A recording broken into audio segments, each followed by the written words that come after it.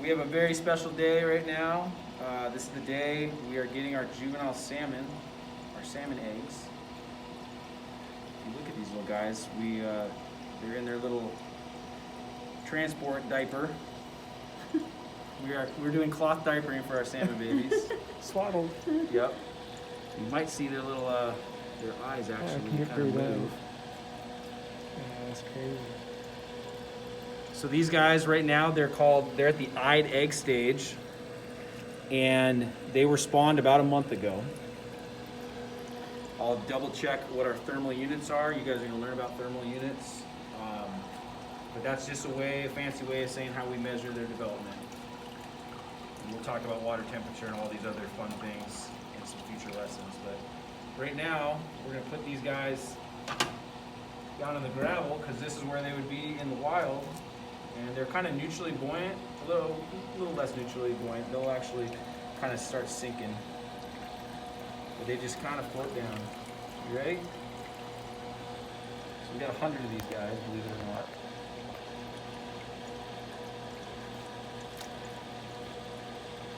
A few more coming.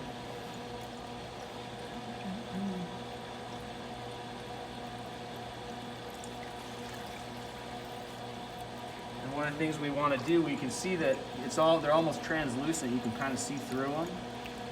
That's good, we want that. We want to keep seeing these little eyeballs.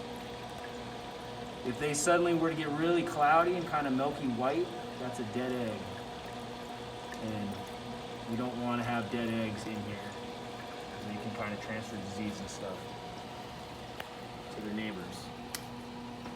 But yeah, you guys, so very special day. We've gotten our juvenile salmon. They're at the eyed egg stage, so they've already been fertilized. And it's going to take, it's going to take you probably the next month and a half. Right around Christmas break is when we should be releasing our juvenile salmon. And so we're going to have this whole development stage where we go from an eyed egg to an Elbin to a little sack fry.